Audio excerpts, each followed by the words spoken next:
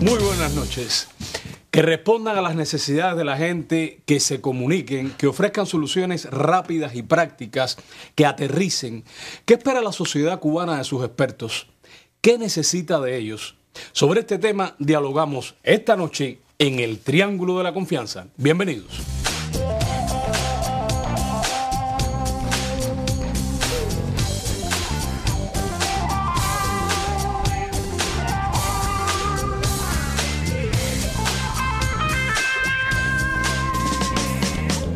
Las buenas noches a mis invitados en el Triángulo de la Confianza. Se trata de Grisel Rodríguez, la profesora Grisel Rodríguez, especialista del CEDEN, del Centro de Estudios Demográficos, ¿verdad? Sí.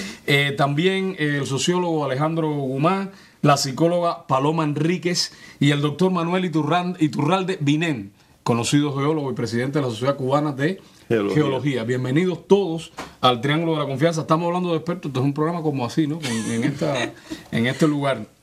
A ver, expertos, científicos, investigadores, intelectuales, ¿en qué condición o categoría se sienten ustedes más cómodos?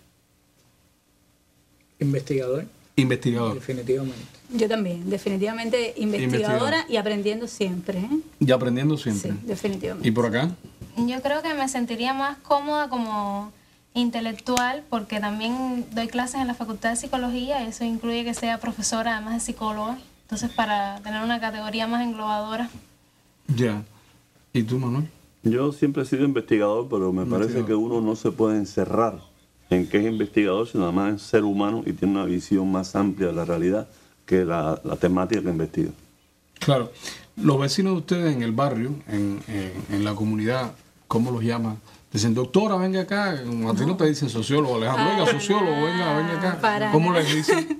¿Cómo los ven? Es decir, mira, yo creo que está en el papel de uno de ser quien es en cada momento. En tu proyección. En cada momento, en cómo te proyectas, definitivamente. Es decir, yo creo que lo más importante, y ahí está la capacidad de uno de hacerlo, es ser en cada lugar quien debe ser en cada contexto. Y yo con mis vecinos soy la vecina. Y en la escuela de mis hijos soy la mamá de mis hijos.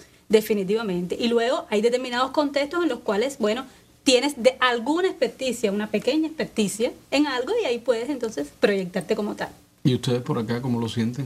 O bueno, ¿cómo lo sienten ustedes en este caso? Bueno, estoy recién graduada, pero sí, me presento como psicóloga. En esos días que sucedieron a tu graduación, ¿siempre dices que eres psicóloga? En el tiempo que llevas trabajando. Sí, digo que soy psicóloga y a veces digo que soy profesora también. Claro, dependiendo de las circunstancias. Claro, ya te entendí. A ver, Manuel, ¿y cómo tú solucionas eso? ¿Cómo te ven? Tú lo dijiste, Manuel. Yo soy Manuel. A mí me encanta ser una persona como otra. Pero tú eres un científico legendario. Pero ¿qué pasa? No tanto. Yo lo que pasa es que después que hice algunos programas de Universidad para Todos, claro, y después que he hecho algunos documentales con Mundo Latino, me dicen profesor por ahí, gente que yo lo respeto, ¿no? Porque en definitiva no tiene nada de malo. En una investigación publicada recientemente en la revista Temas, ¿no? La investigación se llama Grupos e Identidades en la Estructura Social Cubana. Al preguntársele a los obreros cómo veían a los intelectuales, algunos respondieron, son los por gustos, son los que están constantemente preparándose. ¿Qué piensan ustedes de eso? A mí me parece que hay un grupo de sentidos mezclados. Es decir, el tema del por gusto tiene que ver con la forma en que el intelectual desarrolla, o en este caso el investigador o el experto, como se quiera, desarrolla su función, cómo lo asume, pero tiene que ver también con estereotipos que se han socializado alrededor de esa función del intelectual, del investigador, y tiene que ver también con qué estereotipos han logrado imponerse de esos que se han socializado, y con una separación real también que existe en muchos casos entre el investigador, el intelectual, el científico, y la realidad que investiga y los problemas acuciantes de la realidad que investiga.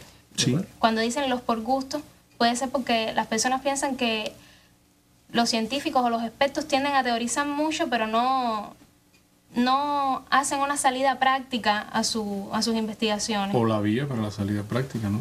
O sea, hay dos eso cosas. está, ¿sí? Yo creo que está siempre, es decir, no sé qué piensen ustedes también, pero yo creo que está muy, muy vinculado con realmente poner la ciencia, poner el conocimiento que uno tenga, etcétera, en función de la problemática social, de nuestras diferentes esferas, es decir, la problemática social, medioambiental, natural, la que sea. Es decir, debe haber una relación, y muchas veces, si no viene de allá para acá, debemos ser nosotros los que nos movamos a buscar cuáles son las problemáticas. Nosotros vivimos en una sociedad, ¿no? Y cuáles son las problemáticas, cuáles son los elementos y cuál es realmente el alcance de lo que estoy haciendo. No es investigar algo para tenerlo en una gaveta.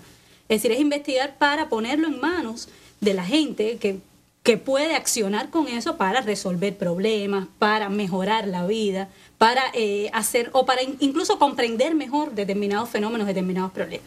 Y eso, es decir, en eso está también el rol de uno, ¿no? El rol desde cualquier ciencia, desde cualquier nivel de experticia, desde cualquier intencionalidad incluso. ¿Tú querías añadir algo? Sí, mira, en primer lugar, yo creo que siempre hay ese conflicto entre las personas que tienen trabajos prácticos, que tienen una producción. Digo, bueno, yo produzco zapatos, yo produzco X cosas, mi trabajo da algo. Y ver a otras personas que las ven estudiando, las ven conversando y dicen, bueno, no están haciendo nada. Ese conflicto ha ocurrido inclusive en un tiempo donde en un lugar que yo trabajaba, que veían a los investigadores como los raros estos, que nunca están trabajando y no sé a qué se dedican acá, ¿no? Y eso crea una separación que hubo que trabajar, que hubo que enfocarla, porque lo que hay que enfrentar esas situaciones. Y yo creo que, por ejemplo, Universidad para Todos ha servido para que los científicos, los investigadores salgan a la luz y la gente conozca para qué es útil. O sea, las personas que se dedican a la investigación están haciendo una función social, claro, aunque ni se den cuenta, porque hay algunos a lo mejor que está tan imbuido en su asunto que él no ve que su trabajo sí va a resolver un problema social. Porque, y eso nosotros lo discutimos mucho en la Academia de Ciencias, y es una cosa que nos preocupa como académicos, que a veces la ciencia no tiene todos los espacios para mostrarse, para enseñarle a las personas, a la población, cuál es nuestro papel, qué es lo que estamos haciendo y en qué medida podemos ser útil a la sociedad. ¿Te has encontrado alguna vez alguna investigación tuya en una gaveta? Chico, hasta hoy no. Pero hago todo lo posible por evitarlo. Es decir, porque uno también tiene que tener una actitud proactiva. Igual la pregunta la puedes tomar como una metáfora, ¿no? Pues sí, es decir, es justamente, a veces no es una gaveta físicamente, sí, pero es una gaveta realmente. Y trato de evitarlo. Y uno tiene que buscar también, es decir, en tanto científico, en tanto investigador, etcétera, las vías para que no quede en una gaveta. Y mira, tiene mucho que ver con esto que estábamos hablando. A veces hasta el vocabulario que empleamos para transmitir determinados mensajes, es decir, no es el adecuado. Porque buscamos o un vocabulario muy elevado o pensamos que la persona que tenemos delante es tonta. En el caso del triángulo, cuando yo no entiendo algo, lo pregunto. Exacto, es decir, ahí está el público. Exacto, para que comprenda. Es decir, o pensamos que el televidente, la persona que tenemos delante en determinado momento es tonta. Y para nada. Es decir, hay que tener un respeto por el depositario de tu resultado de investigación, etcétera. Pero también tenemos que ese científico que llega a hablar con toda la jerga técnica que no se entiende, que no comprende. Entonces lo que hace la persona es decir, bueno, no lo entiendo, pues no lo atiendo tampoco. Entonces hay que buscar, y yo creo que lo que decía el doctor es muy importante. Es decir, Universidad para Todos ha sido un buen camino para, perfeccionable todavía, pero para entrar en esa línea, ¿no? ¿Sienten ustedes en sus áreas de acción, en su comunidad, en la cuadra, qué sé yo, que los vecinos esperan algo de ustedes? Bueno, en mi caso sí, como estábamos hablando, sí hay una demanda, y normalmente las demandas de las personas es con los psicólogos la solución rápida, la solución médica de la pastilla, y no ocurre así. Es un proceso más largo, es un proceso donde el psicólogo funge como orientador, como un facilitador, para que la persona construya la solución a su problema. Pero las personas tienden a pensar que es de otra forma, que es como en el modelo médico, donde dan una pastilla y un método y salir rápido de la situación. Sí, Manuel, ¿tú querías decir algo? Bueno. O ponemos el incienso y seguimos hablando de... Vamos a poner el incienso. Este es un momento que todo el mundo espera. Exacto. Entonces, yo estaba pensando justamente cuándo iban a encender el incienso. Me trajeron una buena oportunidad.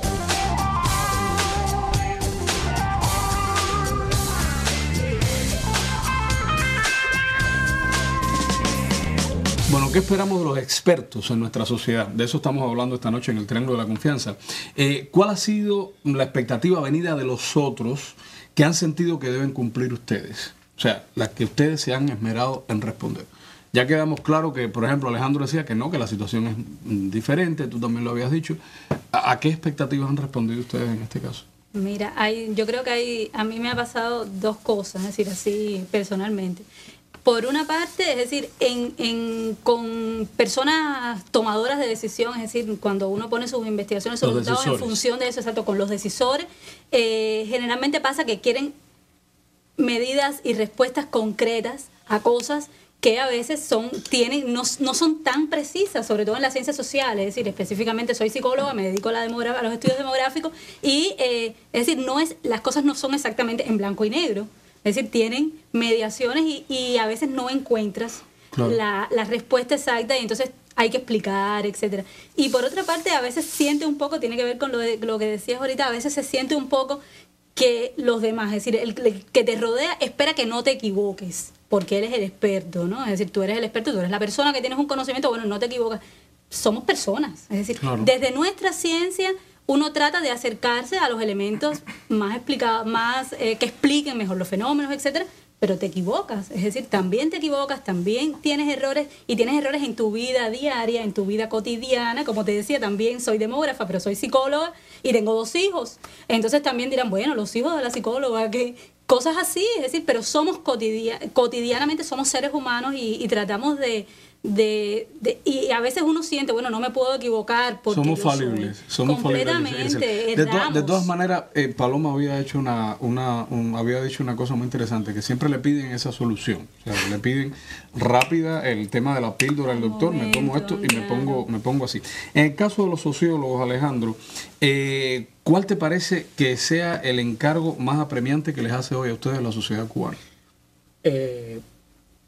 Encontrar la verdad, defender la verdad, ser perseverante y la consecuencia, es decir, saber asumir las responsabilidades que otorga el conocimiento. Y desde la demografía, la geología, la psicología, ¿cuál les parece que sea a ustedes el encargo más apremiante de sus áreas de acción, de sus especialidades? Mira, desde la demografía es definitivamente aportar herramientas para abordar el tema del envejecimiento de la población, que tiene su principal causa en Cuba hoy en los bajos niveles de fecundidad. Desde la psicología uno debe comprometerse con el bienestar psicológico y social en diferentes niveles. Personas, ¿no? Sí. A nivel individual, es decir, del propio individuo, a nivel institucional, de las organizaciones, las empresas, las instituciones y también a nivel comunitario. Manuel. Bueno, de las ciencias naturales, ¿no?, que es la que más o menos manejo yo creo que es una grandísima responsabilidad que tenemos siempre. Porque nosotros somos los que debemos preparar a la población en general ante fenómenos naturales, ante el uso adecuado de la naturaleza, ante evitar las acciones que puedan hoy resolver un problema, mañana crear uno más grande. Entonces, siempre está la ciencia de un lado y los tomadores de decisiones, la política, digamos, un poquito alejada.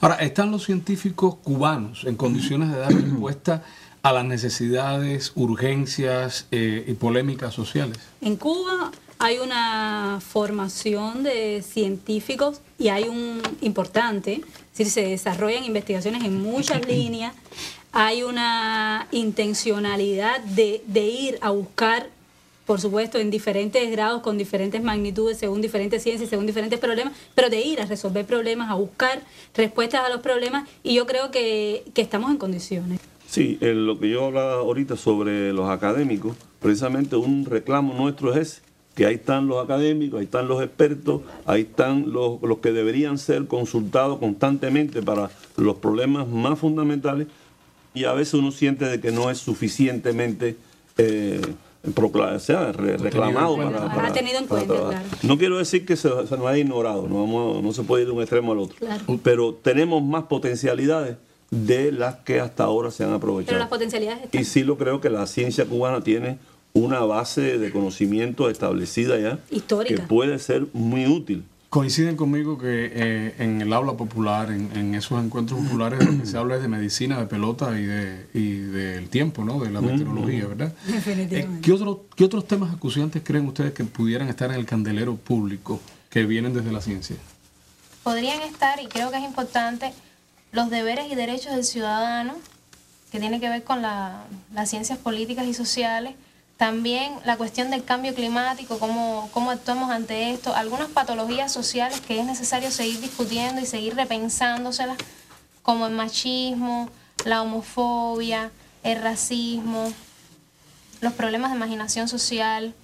Sí. Sobre esto sería bueno que se discutiera más. Sí. A mí me parece importante también tratar, es decir, poner sobre el tapete el tema de la participación de las personas y también poner sobre el tapete el tema de la cultura, que es un tema muy llevado y muy traído, pero que me parece que, es decir, ponerlo a la vista pública para discutir que la cultura no puede ser un paquete que baja y que supuestamente está dirigido a llenar vacíos en los individuos, sino me parece que hay que acceder, hay que llegar a tener un enfoque más amplio y creo que muchos de los problemas pasan por ahí. Manuel. Pienso que la ciencia necesita ganar más espacio educativo para formar un ciudadano con conocimiento de causa. Nosotros vivimos, por ejemplo, desde el punto de vista geológico, vivimos en un planeta. O sea, tenemos una base sólida debajo, que no es tan sólida a veces porque hay terremotos, hay tsunamis, en fin, hay cosas que ocurren que pueden ser de grave daño para el desarrollo social. Entonces el hombre tiene que conocer más eso. Yo creo que debe trabajarse más en crear una cultura de la naturaleza, como decía Núñez Jiménez, y crear una cultura de toda la ciencia. A veces uno dice, va a un programa de televisión, que esta es una excepción, primera vez que me pasa, y te dicen, bueno, ¿por qué las rocas aquellas son verdes? Y tú, bueno, son verdes porque tienen los colores, los minerales, qué sé yo. Y entonces, bueno, muchas gracias, doctor, y te va. Y digo, bueno, pero yo no tengo ninguna opinión más que dar, yo no puedo hablar de otro tema. Y sin embargo, sin desdorar, van otras personas a esos mismos programas que tienen a lo mejor 24 años, o sea, que llevan 3 años en la calle y 4 en la escuela. Y entonces, ¿y qué usted opina sobre el futuro desarrollo de eso? Dios mío, si esta persona lo que tiene que pensar un poco en sí misma todavía, en crearse de un conocimiento, ¿no? Tú me perdonas, no estoy refiriéndome, porque yo creo mucho en los jóvenes y creo que los jóvenes tienen mucho que decir porque tienen una visión muy interesante y una avidez, ¿no? Yo lo que me refiero a la gente que se para ahí, de pronto, van, y tú dices, Dios mío, pero ¿de dónde sacan tanta capacidad? Y además, yo le echo la culpa a los que diseñan los programas, que si traen un científico es para preguntarle... Me hizo así, déjame quitarme el dedo, ¿no? Al científico es para preguntarle de la ciencia. Esa aspirina, ¿para qué sirve? No, para esto y aquello. Bueno, muchas gracias, doctor. ¡Fum! Y se acabó. Y entonces, bueno, pero un momento, yo quería decir algo de que va a haber un terremoto mañana. No, compañero, no forme rollo, que no queremos complicar.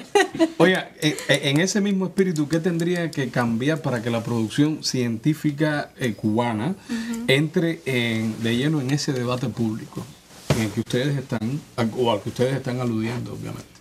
Mira, los medios tienen un rol importante. Ya Manuel empezó por ahí. Los medios tienen un rol importantísimo y los medios, yo pienso que lo están llevando cada vez más, pero tienen un rol pero hay que seguirlo trabajando y hay que seguirse incorporando con toda esta visión que hemos hablado acá. Sí. Hoy se habla mucho del cambio de mentalidad, pero a mí lo que me preocupa es que la mentalidad no es una memoria flash que se pone y que se quita. Es decir, a mí me parece que para que cambie la mentalidad y con ella la cultura, tienen que cambiar las estructuras que están impidiendo que ese debate público sea todo lo efectivo que debiera ser, con el potencial y el caudal científico acumulado que tenemos. En definitiva, este es un país que proclamó que su futuro tenía que ser de ciencia. De ciencia. Es decir, y eso no excluye a los otros tipos de personas, sino que los integra en esos resultados y en formar parte todo de un conocimiento que tiene distintos niveles, desde los más teóricos hasta los conocimientos más empíricos sobre los procesos. Coincidiendo con Alejandro, es eliminar aquellas situaciones de censura que pueden existir por parte de las instituciones, que estábamos hablando hace poco del engavetamiento, y también la propia autocensura que se pueden hacer los intelectuales, que era lo que estaba diciendo el profesor, con qué información yo manipulo, cómo yo la manipulo. Tratar de ser lo más objetivo posible, lo más sincero posible, de velar las contradicciones en el caso de un científico social, de velar todos los conocimientos en el caso de un científico de las ciencias naturales. Bueno, vamos a hacer una pausita. Gracias a ustedes por sus cartas a una de las esquinas más populares de La Habana, que es la esquina de Masón y San Miguel, donde está el Canal La Habana. También sus sugerencias y mensajes a esta dirección de correo electrónico. Los analizamos, los miramos, por supuesto generan temas, así que muchísimas gracias por esa participación. Nos vemos en un instante.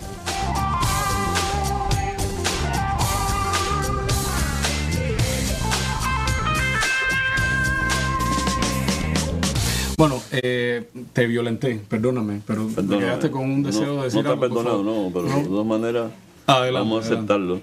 No, yo iba a decir que uno ve los periódicos, ¿no? O las revistas que hay, y a veces, bueno, está la sección esta que uno manda cartas y plantea problemas, tanto en Granma como en Juventud Rebelde, ahora también en Trabajadores, en fin, casi en todos los lugares, lo cual es útil, ¿no? Pero ¿qué ustedes han visto de ciencia ahí?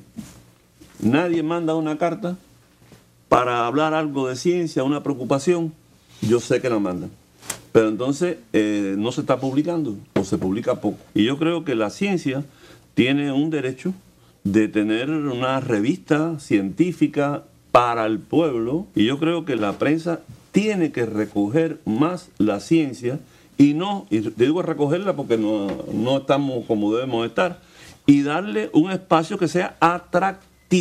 Muy bien, hablando de ese proceso maravilloso de creación de conocimientos y de resultados nuevos en los que ustedes todos están involucrados. Ahorita aquí hablamos de la gaveta, de engavetar las cosas. ¿Sienten ustedes que lo que hacen, que el trabajo que hacen, digamos, nutre alguna toma de decisiones? Yo pienso que no lo suficiente, no lo necesario. No lo necesario. E incluso pienso que más que una gaveta hay gaveteros llenos de resultados de investigación muy útiles que no nutren lo suficiente las políticas públicas. ¿Por qué razón? Porque hay una fractura, y con eso tiene que ver un poco el estar en las nubes de los investigadores. Lo que se dice, ¿no? De los investigadores. Hay una fractura entre la academia en ese sentido y la política. Es decir, cuando unas personas se sienten más facultadas a pensar que otras, entonces ocurre ese distanciamiento. ¿Qué muros necesitamos derribar? ¿Qué fronteras trascender para hacer más horizontal esta comunicación entre el experto y la gente? Pienso que estamos en Cuba hoy, en un momento de lujo para empezar o continuar un proceso de introducción de la ciencia en las tomas de decisiones. Yo pienso que en estos momentos, es decir, hay una sensibilización con los temas de las ciencias sociales y de las ciencias naturales también, superior a lo que yo por lo menos percibía hace unos años atrás. Por tanto, creo que estamos en una fase importante. Ahora, uno de los muros también tiene que ver la manera en que hacemos llegar nuestros conocimientos o nuestros resultados de investigación. Eso es uno de los muros más importantes que tenemos que derribar, y yo lo debato todo el tiempo con mis estudiantes y lo debato todo el tiempo en mis grupos de investigación. Pero nosotros tenemos que también tener una actitud en ese sentido. Sí. Yo creo que hay que rebasar también la sospecha a la crítica. Es decir, la crítica como ejercicio del criterio, sobre ella flota muchas veces una sospecha que es malsana, que no ayuda al debate y al diálogo, a generar una cultura del debate entre todos y a que se socialicen esos mismos conocimientos. Y también hay que transgredir un poco las nociones que tenemos de lo cierto, de las verdades establecidas e inamovibles, y en ese sentido incluso sería muy provechoso reinterpretar la historia a la luz del presente, es decir, porque ni siquiera lo que ocurrió es estático y siempre aporta conocimientos útiles en función de los nuevos contextos. Yo creo que hacen falta más espacios públicos, más espacios de diálogo con el público. Eso es importante, y es importante el respeto al conocimiento que tiene el público, porque también las personas que no son expertas en un tema también cuentan con un conocimiento, con una cultura, con una experiencia, y nos pueden aportar desde ahí, y hace falta entonces que las instituciones provean esos espacios que no quiere decir que no se provean. Por ejemplo, está el último jueves de temas, existen ciertos espacios. También está la cuestión de la socialización de la información, que era lo que estaba hablando el profesor. ¿Cuánto podemos socializar a través de los medios de comunicación masiva, hacer llegar los mensajes al público y cómo lo hacemos llegar? Romper con las barreras de comunicación. ¿Cómo rompemos esos espacios? Teniendo un lenguaje asequible, un lenguaje sencillo y contando con que es una comunicación donde ambos somos emisores y ambos somos receptores de esa información. Participamos, dialogamos y escuchamos al otro. Y a partir de ahí se construye el conocimiento en función del bienestar social, de estrategias de transformación social, que es lo que persigue las ciencias sociales. Mira, lo que nos queda es que haya esa apertura, pero esa apertura, como están ustedes todos señalando, una apertura que verdaderamente permita hablar en voz alta de los resultados científicos de nuestro país, de la importancia que tienen para el desarrollo social, para la sostenibilidad, y entonces que nosotros podamos sentarnos tranquilos en la casa y ver que de pronto esos resultados se están tomando a cabo. Y eso yo creo que es lo que a todos aspiramos, me parece a mí, en cuanto a científicos. Con una palabra, para finalizar, con una palabrita, ¿qué necesitan los científicos cubanos para ser intelectuales públicos responsables? Ética. ¿Ética? ¿Ustedes? Involucrarse. Involucrarse. Participar. Compromiso. Muchísimas gracias. Ven que las dinámicas siempre también tienen un buen resultado. Eso es un informe ejecutivo. Gracias a ustedes por participar. Muchísimas gracias por esta interesantísima noche. Gracias a ustedes por la sintonía y recuerden que nos vemos la próxima semana por este mismo canal. Y recuerde bien que en La Confianza siempre nacen las buenas preguntas. Buenas noches.